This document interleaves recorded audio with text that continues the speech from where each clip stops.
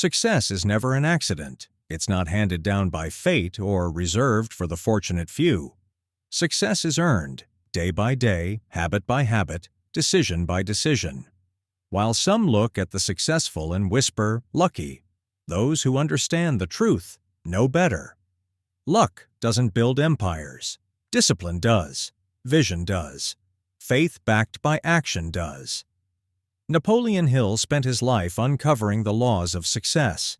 He studied the minds of the wealthiest, the most powerful, the most driven men of his time, Carnegie, Ford, Edison, and discovered they all followed a certain code, a pattern of thinking, a set of unbreakable principles. Not just strategies, but a mindset, a philosophy of achievement that rewired their entire way of living. This isn't about shortcuts. It's about transformation.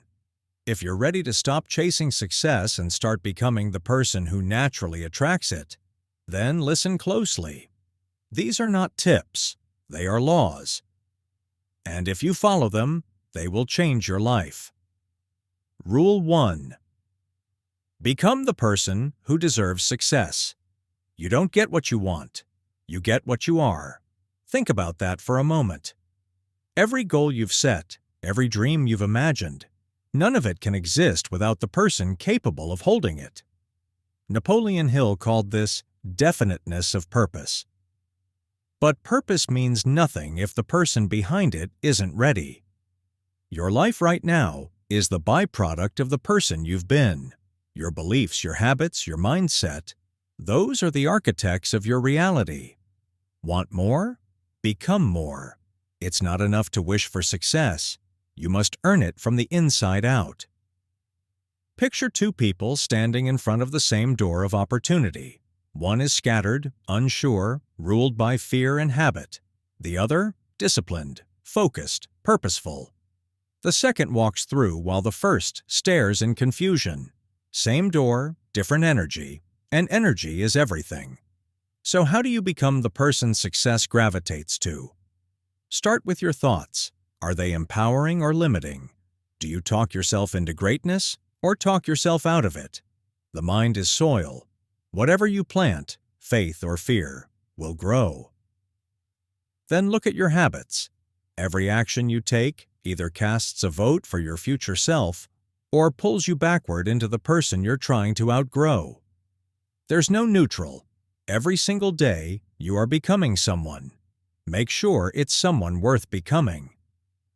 Now consider how you carry yourself. Do you show up with conviction or hesitation? Because the world mirrors back your confidence. It rewards those who move with purpose. Success doesn't come to those who wait. It comes to those who walk like they already own it. The story of Edwin C. Barnes is a perfect example. He didn't ask to work with Edison, he declared it. He didn't wait for permission, he created opportunity. He didn't become Edison's partner by accident. He became the type of man Edison couldn't ignore. That's the lesson. You must align your inner identity with your external ambition. If you want to lead, start thinking like a leader. If you want wealth, master the thoughts and actions of someone who builds value. You don't fake it until you make it. You train until it's natural. Remember this: your identity drives your behavior, and your behavior carves your destiny.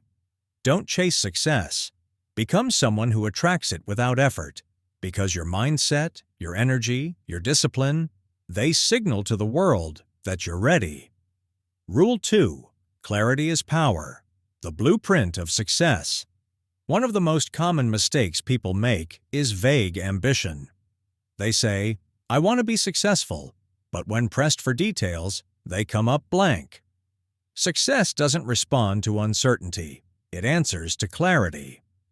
Napoleon Hill called this definiteness of purpose, the ability to know exactly what you want, why you want it, and how you plan to get it. Without it, your energy is scattered, your actions are inconsistent, and your results are accidental at best. Clarity is your compass. Without it, you drift. You respond to life instead of designing it. And drifting is the enemy of destiny. Let's be honest. Do you know what your major definite purpose is? Can you write it down in one sentence? Can you see it so clearly that you feel it when you wake up? Because until you do, you're operating in the dark. Every empire begins with a blueprint. Every fortune begins with a vision.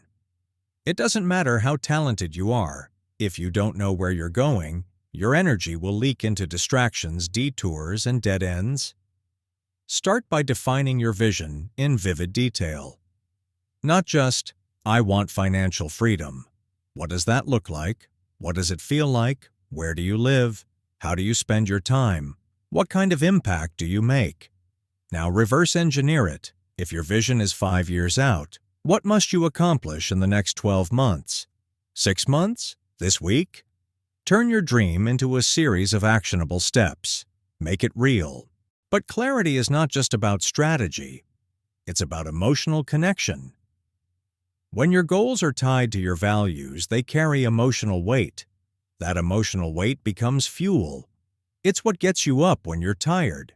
It's what pushes you through when others quit. Henry Ford didn't just want to build cars. He wanted to change the world. His goal was so clear, so deeply rooted in purpose, that he risked everything to make it happen. That's what clarity does. It gives your ambition meaning, direction, and power. So ask yourself, are your goals clear? Are they measurable? Are they connected to something bigger than comfort or vanity? If not, sharpen them. Get specific. Get obsessed. Because when your vision is crystal clear, your actions become unstoppable. Rule 3. Failure is fuel, turning setbacks into comebacks. Here's the uncomfortable truth. Success demands failure. You will fall, you will get rejected, you will face setbacks, and you will question everything. But here's what separates the greats from the forgotten. They refuse to stay down. Every failure is feedback. Every mistake is a message. Most people fear failure like it's a stop sign, but high achievers see it for what it is, a detour, not a dead end. Napoleon Hill emphasized the power of persistence more than almost any other trait. He understood that the road to riches, influence, and fulfillment is paved with obstacles. Those who press forward, even after defeat, eventually win. Why? Because life respects endurance. Let's look at a few examples. Walt Disney was fired for lacking imagination. Oprah Winfrey was told she was unfit for television. Edison failed over 10,000 times before creating the light bulb. But none of these failures defined them. Their response to failure did. Your comeback is written in how you handle defeat. Do you sulk, or do you study the lesson? Do you withdraw, or do you adapt? Setbacks reveal character and build it. Here's how to master failure. Reframe it. It's not the opposite of success. It's part of the path. Extract the lesson. Every painful moment contains a seed of wisdom. Get back up. Every time you rise again, you get stronger. Resilience is the armor of success, and it's forged through adversity. You will be tested. People will doubt you. Things won't go as planned. But that's the price of greatness. If it were easy, everyone would do it.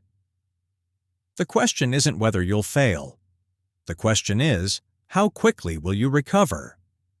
How long will you let a bad day control your destiny? The faster you rebound, the faster you grow. Success isn't for the flawless, it's for the fearless. Remember, your scars don't make you weak, they make you bulletproof. Rule 4. The power of belief. Your inner world creates your outer world before the world believes in you. You must believe in yourself. Every empire begins in the mind. Every breakthrough, every invention, every revolution. It all starts with belief. If you don't believe you can, you won't even try. And if you don't try, you've already lost. Napoleon Hill wrote, "Whatever the mind can conceive and believe, it can achieve." That's not motivational fluff. That's a universal law. Belief isn't passive, it's an active force. It shapes your behavior, your decisions, your energy, and even how others perceive you. Think about it. When someone walks into a room full of certainty, don't you feel it? That's not arrogance, it's alignment. That's someone who has built their inner foundation so strong they no longer need external permission. Belief is not wishful thinking. It's not daydreaming. It's a decision. It's choosing to trust in your vision, your growth, your ability, even when results haven't shown up yet. Especially when they haven't. When you doubt yourself, the world picks up on it. Opportunities pull away. People hesitate to follow. But when you radiate belief, doors open, conversations change, and life begins to cooperate with your efforts. Here's the truth. Most self-doubt is not based in reality. It's inherited. It's programming. Messages you absorbed from failure, rejection, criticism, or fear. But the good news, programming can be rewritten. Your mind is moldable. Your identity is trainable. Start with small wins. Prove to yourself, over and over, that you keep your word, that you finish what you start, that you can figure it out. Every time you act with courage, your self-belief muscle grows. Consider this. The Wright brothers believed in human flight when the world laughed at them. Their belief didn't match reality until it did. They weren't reacting to their environment, they were creating it. You can do the same. Cultivate belief through repetition. Speak life into your goals daily. Environment. Surround yourself with people who reinforce possibility. Proof. Celebrate even the smallest evidence that you're evolving. Because belief, once rooted, becomes unstoppable. You will begin to move like someone who deserves success. Speak like someone who owns their vision, and act like someone the world cannot ignore. The world doesn't give you belief. You give it to yourself. And once you do, the world simply reflects it back. Rule 5. Discipline. The bridge between dreams and results. If belief builds the foundation, discipline builds the structure. You can believe in your dream all day long, but if you don't show up, grind, and execute, you're just an optimistic procrastinator. Discipline is the great separator. It's what divides those who wish from those who win. Napoleon Hill didn't just study what people thought. He studied what they did, what time they woke up, how they managed distractions, how they responded to fatigue, temptation, and failure. And the common denominator was this: they acted with discipline when motivation was nowhere to be found. Motivation is emotional. It comes and goes. Discipline is structural. It doesn't care how you feel. It cares what you've committed to. It's waking up early when your bed is calling. It's showing up to the gym when your body says no. It's grinding through your business when progress feels invisible.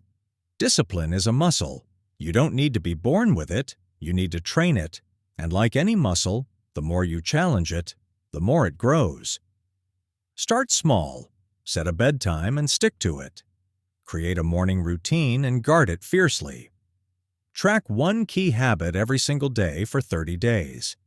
It's not about doing everything. It's about doing the right things consistently. Because consistency beats intensity every time. You've heard it before. Hard work beats talent when talent doesn't work hard. But even hard work can be chaotic if not channeled. Discipline is what creates rhythm, flow, structure, and sustainability. Henry Ford didn't build an empire in one sprint. He built it with thousands of deliberate, strategic steps. That's discipline, the quiet, powerful force behind every meaningful legacy. Without discipline, dreams become delays, plans become stress, vision becomes fantasy. But with it, you become a machine of progress.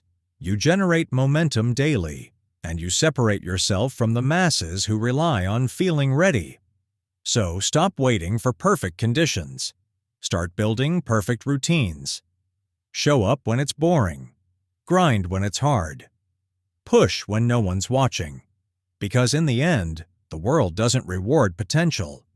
It rewards execution. Rule 6. Lifelong learning and adaptability. Evolve or be left behind. The world is not standing still, neither can you. The moment you think you know enough, you start falling behind. The moment you believe you've arrived, you've already begun to decline.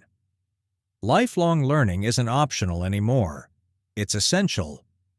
Napoleon Hill studied men who led revolutions in business, technology, and industry. Do you know what they all had in common? They never stopped learning. Even after reaching what most would consider the top, they read, observed, adapted, and evolved. Why? Because real leaders are students first. They understand that mastery is not a destination, it's a discipline. In today's world, knowledge has a short shelf life. What worked 5 years ago might be obsolete tomorrow. That means adaptability is more valuable than expertise. The most dangerous mindset is, "This is how I've always done it." Ask yourself, are you adapting fast enough? Are you exposing yourself to new ideas, new skills, new perspectives? Or are you clinging to comfort, replaying old knowledge like a greatest hits album? Lifelong learners do 3 things. They read voraciously, not just for entertainment, but for elevation. They challenge their own thinking. They seek out people who think differently.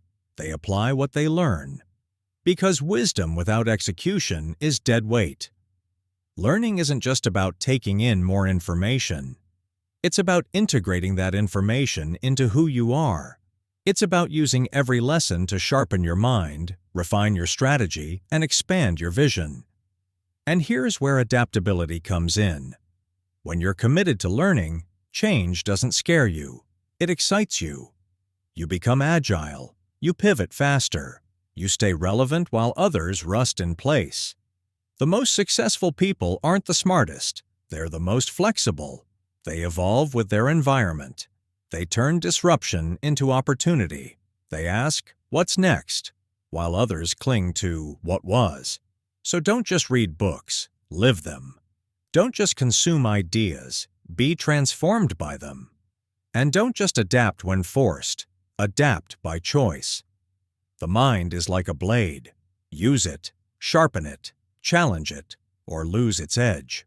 Final conclusion: building the life you were meant to live so. Now, the truth is laid before you. Success isn't a gift, it's a result. It is not found in shortcuts, hacks, or hollow affirmations.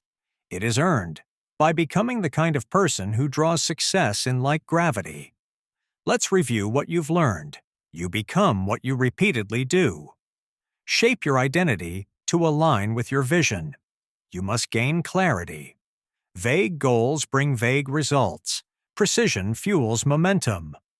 You will face setbacks. Turn them into strength. Build resilience like armor.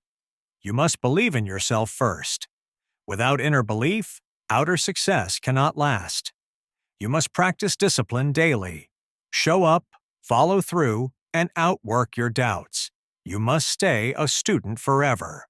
Evolve, adapt, and outgrow who you were yesterday. These are not random tips. These are the laws, the blueprint, the foundation of a life designed by intention, not accident. And now, the choice is yours. You can let this message be just another burst of inspiration that fades by tomorrow. Or you can act. You can draw a line in the sand and say, "From this day forward, I lead my life. I build my habits. I define my vision. I earn my success." Because the greatest tragedy is not failure, it's potential that was never realized.